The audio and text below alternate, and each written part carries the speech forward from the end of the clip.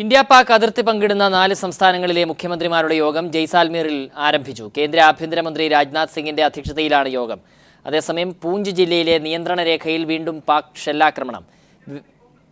അതിനിടെ ഗുജറാത്തിലെ പോർബന്തറിൽ ബോംബ് സ്ഫോടനമുണ്ടായതായ വാർത്തയും ലഭ്യമാകുന്നുണ്ട്. മനു ശങ്കരൻ ചേരുന്നു. മനു, ഈ യോഗം നടക്കുന്നതിനിടെയും സ്ഫോടന വാർത്തകൾ കൂടി വരുന്നുണ്ടല്ലോ, എന്താണ് വിശദാംശങ്ങൾ?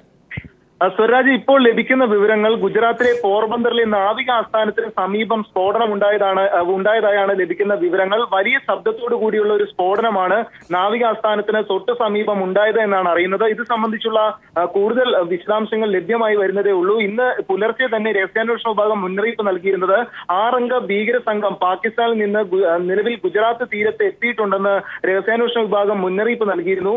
ഈ ഒരു സാഹചര്യത്തിൽ സുരക്ഷാ ക്രമീകരണങ്ങൾ ശക്തമാക്കുമെന്ന് കേന്ദ്ര ആഭ്യന്തര മന്ത്രാലയം അറിയിച്ചിരുന്നതാണ്. നിലവിൽ ഡ്യൂട്ടിയിൽ ഉണ്ടായിരുന്ന ഉദ്യോഗസ്ഥർക്ക് അതീവ ജാഗ്രതാ നിർദ്ദേശവും നൽകിയിരുന്നു. ഈ ഒരു പശ്ചാത്തലത്തിലാണ് ഇപ്പോൾ വീണ്ടും നാവിക ആസ്ഥാനത്തിന് തൊട്ട് സമീപം ഇത്തരത്തിൽ വലിയ ശബ്ദത്തോടു കൂടി ഒരു സ്ഫോടനം ഉണ്ടായി എന്നറിയുന്നത്. ഇത് സംബന്ധിച്ചുള്ള കൂടുതൽ വിശദാംശങ്ങൾ അല്പസമയങ്ങൾക്കകം ലഭ്യമാക്കാനാകും. അതേസമയം നിലവിൽ അതിർത്തി സംസ്ഥാനങ്ങളുടെ സുരക്ഷാ ക്രമീകരണങ്ങൾ വിലയിരുത്തി കേന്ദ്ര ആഭ്യന്തരമന്ത്രി രാജ്നാഥ് സിംഗ് വിളിച്ച യോഗം പുരോഗമിക്കുകയാണ്. രാജസ്ഥാൻ, പഞ്ചാബ്, ഗുജറാത്ത്, ജമ്മു കാശ്മീർ മുഖ്യമന്ത്രിമാരുമായാണ് യോഗം പുരോഗമിക്കുന്നത്. നിലവിലെ സ്ഥിതിഗതികൾ, പ്രത്യേകിച്ച് പഞ്ചാബിൽ നിന്നും മറ്റും അതിർത്തി പ്രദേശത്തെ 1000 ഗ്രാമങ്ങളിലെ ഗ്രാമീണരെ ഒഴിപ്പിച്ചിരുന്നു. ഇതിനെ തുടർന്ന് ഇവർക്കൊരുക്കിയ നിലവിലെ താമസ സൗകര്യം, അതോടൊപ്പം അതിർത്തി പ്രദേശത്ത് നിലവിലുള്ള സുരക്ഷാ ക്രമീകരണങ്ങൾ, പോലീസിന് നൽകേണ്ട നിർദ്ദേശങ്ങൾ എന്നിവ കേന്ദ്ര ആഭ്യന്തരമന്ത്രി മുഖ്യമന്ത്രിമാർക്ക് നിർദ്ദേശം നൽകിയെന്നാണ് അറിയുന്നത്. ഈ ഒരു പശ്ചാത്തലത്തിൽ കൂടിയാണ് വീണ്ടും നാവികസേന ആസ്ഥാനത്തിന് സമീപം ഇത്തരത്തിലൊരു വലിയ ശബ്ദത്തോടു കൂടി സ്ഫോടനമുണ്ടായി എന്ന പുതിയ റിപ്പോർട്ടുകൾ ലഭിക്കുന്നത്. മനുശങ്കരൻ, ഈ പാകിസ്ഥാനുമായി അതിർത്തി പങ്കിടുന്ന സംസ്ഥാനങ്ങൾ, അതോടൊപ്പം തന്നെ തീരദേശങ്ങളിലുള്ള സംസ്ഥാനങ്ങൾ, കടലുമായി തീരദേശമുള്ള സംസ്ഥാനങ്ങളിലെല്ലാം തന്നെ സുരക്ഷ ശക്തമാക്കാനുള്ള നിർദ്ദേശം നേരത്തെ തന്നെ നൽകിയിട്ടുള്ളതാണ്. അതിനിടെ പാകിസ്ഥാന്റേതെന്ന് സംശയിക്കുന്ന ബോട്ടുകൾ പിടിച്ചെടുക്കുകയുണ്ടായി BSF. ഈ കാര്യങ്ങളെല്ലാം ബന്ധിപ്പിക്കുമ്പോൾ ഇന്ന് അവിടെയുണ്ടായ സ്ഫോടനത്തിന് എന്തെങ്കിലും തരത്തിലുള്ള ദുരൂഹത കാണാൻ സാധിക്കുന്നുണ്ടോ? നിലവിൽ ലഭിക്കുന്ന വിവരങ്ങൾ, ഈ നാവികസേന താവളത്തിന് തൊട്ട് സമീപത്ത് സ്ഫോടനം ഉണ്ടാക്കിയത് നിലവിൽ ആരാണോ എന്നത് സംബന്ധിച്ചൊരു കൃത്യതയൊന്നും ലഭിച്ചിട്ടില്ല. നിലവിൽ ലഭിക്കുന്ന പ്രാഥമിക വിവരങ്ങൾ മാത്രമാണിത്. മറ്റു വിവരങ്ങൾ ലഭ്യമായി വരുന്നതേ ഉള്ളൂ. രഹസ്യാന്വേഷണ വിഭാഗം നേരത്തെ തന്നെ മുന്നറിയിപ്പ് നൽകിയിരുന്നതും ഇത്തരത്തിൽ ഭീകര സംഘം ഈ ഗുജറാത്ത് തീരത്ത് നിന്ന് എത്തിയിട്ടുണ്ട് എന്നൊരു നിർദ്ദേശമാണ് രഹസ്യാന്വേഷണ വിഭാഗം നൽകിയിരുന്നത്. അതിനാൽ തിരച്ചിൽ ഊർജിതമാക്കണമെന്നും നിർദ്ദേശിച്ചിരുന്നു. പ്രത്യേകിച്ച് രാജ്യത്തെ 22 വിമാനത്താവളങ്ങളും മറ്റും കേന്ദ്രീകരിച്ച് ആക്രമണത്തിന് സാധ്യതയുണ്ടെന്നും രഹസ്യാന്വേഷണ വിഭാഗം മുന്നറിയിപ്പ് നൽകിയിരുന്നതാണ്.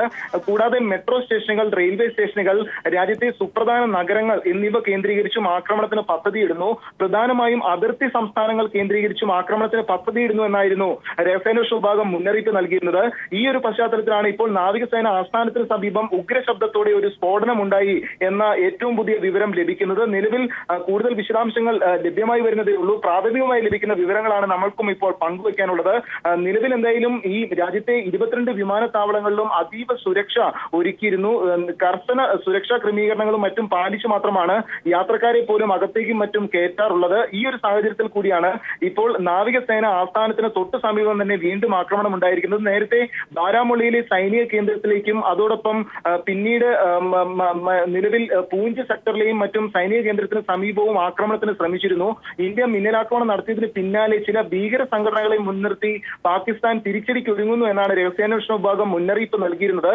ഈ ഒരു പശ്ചാത്തലത്തിലാണ് ഇപ്പോൾ നാവികസേന ആസ്ഥാനത്ത്, അതും പോർബന്തറിലെ നാവികസേന ആസ്ഥാനത്തിന് സമീപം ഇത്തരത്തിലൊരു സ്ഫോടനം ഉണ്ടായതായുള്ള റിപ്പോർട്ടുകൾ ലഭ്യമായി വരുന്നത്. സുരരാജ്, മനുശങ്കരൻ, ഒപ്പം ഇന്ന് ചേരുന്ന യോഗത്തിലെ പ്രധാനപ്പെട്ട അജണ്ട എന്താണ്? ഏത് വിധത്തിലുള്ള തീരുമാനമെടുക്കാനാണ് കേന്ദ്ര ആഭ്യന്തരമന്ത്രി ഇത്തരമൊരു യോഗം വിളിച്ചിരിക്കുന്നത്? നിലവിൽ അതിർത്തി പ്രദേശത്തെ സ്ഥിതിഗതികളും മറ്റും വിലയിരുത്തുന്നതിനായുള്ള യോഗമാണ് പുരോഗമിക്കുന്നത്. നിലവിൽ പഞ്ചാബിൽ നിന്ന് 1000 ഗ്രാമങ്ങളിലെ ഗ്രാമീണരെയും മറ്റും ഒഴിപ്പിച്ചിരുന്നു. ഇതും മറ്റും സുരക്ഷ വർദ്ധിപ്പിക്കുന്നതിന്റെ ഭാഗമായാണ് ഇത്തരത്തിലൊരു നീക്കം നടത്തിയിരുന്നത്. ഈ അതിർത്തി മറ്റും കേന്ദ്രീകരിച്ച് നുഴഞ്ഞുകയറ്റ ശ്രമത്തിനുള്ള സാധ്യത വളരെ കൂടുതലാണെന്ന് രഹസ്യാന്വേഷണ വിഭാഗം മുന്നറിയിപ്പ് നൽകിയിരുന്നതാണ്. പ്രത്യേകിച്ച് പാകിസ്ഥാൻ സൈന്യം ഇന്ത്യൻ പോസ്റ്റുകൾക്ക് നേരെയും മറ്റും വെടിയുതിർക്കൽ കരാർ ലംഘനങ്ങൾ തുടർച്ചയായി നടത്തുന്നു. ഈ വെടിനിർത്തൽ കരാർ ലംഘനങ്ങളുടെ മറവിൽ കൂടുതൽ നുഴഞ്ഞുകയറ്റം നടക്കുന്നതായും കേന്ദ്ര ആഭ്യന്തര മന്ത്രാലയം മുമ്പാകെ രഹസ്യാന്വേഷണ വിഭാഗം മുന്നറിയിപ്പ് നൽകിയിരുന്നതാണ്. ഈ പശ്ചാത്തലത്തിൽ കാശ്മീർ അടക്കം രാജ്യത്തെ സുപ്രധാന നഗരങ്ങളിൽ അതീവ ജാഗ്രതാ നിർദ്ദേശം പുറപ്പെടുവിച്ചിരുന്നു. കൂടുതൽ സൈനികരെ അതിർത്തി പ്രദേശത്തും മറ്റും വിന്യസിക്കുകയും ചെയ്തിരുന്നു. ഈ ഒരു പശ്ചാത്തലത്തിൽ കൂടിയാണ് വീണ്ടും അതീവ സുരക്ഷ ഉണ്ടായിട്ടും നാവികസേന ആസ്ഥാനത്തിന് തൊട്ടു സമീപം ഇത്തരത്തിലൊരു ആക്രമണം നടന്നിരിക്കുന്നത് എന്നതാണ് ശ്രദ്ധേയം. നേരത്തെ തന്നെ ഗുജറാത്തിൽ നിന്നൊരു ബോട്ട് കണ്ടെത്തിയിരുന്നു. ഇതിൽ പാകിസ്ഥാൻ ബോട്ടാണെന്ന് സ്ഥിരീകരിച്ചിരുന്നു. ഇതിൽ 9 പേരെ കസ്റ്റഡിയിലെടുത്ത് BSF ചോദ്യം ചെയ്തു വരികയുമായിരുന്നു. ഇവർ നിലവിൽ ഇവരുടെ പക്ഷത്തു നിന്ന് ആയുധങ്ങളും മറ്റുമൊന്നും കണ്ടെടുത്തിരുന്നില്ല എങ്കിൽ പോലും ഇവർ മറ്റു സ്ഥല സാഹചര്യങ്ങളും മറ്റും വിലയിരുത്തി ഒരു സൂചന നൽകുവാനായി എത്തിയ ദൂതന്മാരാണോ എന്നൊരു സംശയം സൈന്യം പങ്കുവച്ചിരുന്നു. ഈ ഒരു പശ്ചാത്തലത്തിലാണ് ഇവരെ വിട്ടയക്കാതെ സൈന്യം ചോദ്യം ചെയ്തു വരികയും ചെയ്തിരുന്നത്. ഈ പശ്ചാത്തലത്തിലാണ് വീണ്ടും ഇത്തരത്തിലൊരു ആക്രമണം ഉണ്ടായിരിക്കുന്നത്. കറാച്ചിയിൽ നിന്ന് 3 ബോട്ടുകൾ ഇന്ത്യൻ തീരം ലക്ഷ്യമാക്കി തിരിച്ചിട്ടുണ്ട് എന്നൊരു മുന്നറിയിപ്പ് രഹസ്യാന്വേഷണ വിഭാഗം നൽകിയിരുന്നതാണ്. ഈ ഒരു പശ്ചാത്തലത്തിൽ കൂടിയാണ് വീണ്ടും നാവികസേന ആസ്ഥാനത്തിന് സമീപം ഒരു സ്ഫോടനം ഉണ്ടായതായുള്ള റിപ്പോർട്ട് ഇപ്പോൾ ലഭിക്കുന്നത്. ശരി, മനുശങ്കരൻ, ഈ തീരദേശ സംസ്ഥാനങ്ങളിലെയൊക്കെ സുരക്ഷ എത്രത്തോളം ശക്തമാണെന്നാണ് കേന്ദ്ര സർക്കാർ ഇപ്പോൾ കരുതുന്നത്? ഏതെങ്കിലും തരത്തിലുള്ള ആശങ്കയ്ക്ക് വകയുള്ള സാഹചര്യത്തെക്കുറിച്ച് എന്തെങ്കിലും വ്യക്തമാക്കുന്നുണ്ടോ സർക്കാർ ഇത്തരം സ്ഫോടനങ്ങൾ ഉണ്ടാകുന്ന പശ്ചാത്തലത്തിൽ കൂടി? നിലവിൽ എന്തായാലും സുരക്ഷാ ക്രമീകരണങ്ങൾ ശക്തമാണ്. ഇന്ത്യൻ സൈന്യത്തിന് തിരിച്ചടിക്കാനുള്ള എല്ലാ സ്വാതന്ത്ര്യവും നൽകിയിട്ടുണ്ടെന്നാണ് പ്രതിരോധ മന്ത്രി മനോഹർ പരീക്കർ വ്യക്തമാക്കിയിരുന്നത്. നിലവിൽ ഈ പാകിസ്ഥാൻ ഭീകര സംഘടനകളെ മുൻനിർത്തി തിരിച്ചടിക്ക് ഒരുങ്ങുന്നതായി രഹസ്യാന്വേഷണ മുന്നറിയിപ്പിന്റെ പിന്നാലെ തിരിച്ചടിക്കാൻ ഇന്ത്യൻ സൈന്യത്തിനും പൂർണ്ണ സ്വാതന്ത്ര്യമുണ്ടെന്നായിരുന്നു പ്രതിരോധ മന്ത്രി മനോഹർ പരീക്കർ അറിയിച്ചിരുന്നത്. നമ്മുടെ ജീവൻ നഷ്ടപ്പെടുന്നതിനും നല്ലത് ശത്രുവിനെ വധിക്കുന്നതാണെന്നും മനോഹർ പരീക്കർ ചൂണ്ടിക്കാട്ടി. ശരി, മനുശങ്കരനാണ് വിവരങ്ങൾ പങ്കുവച്ചത് ദില്ലിയിൽ നിന്നും.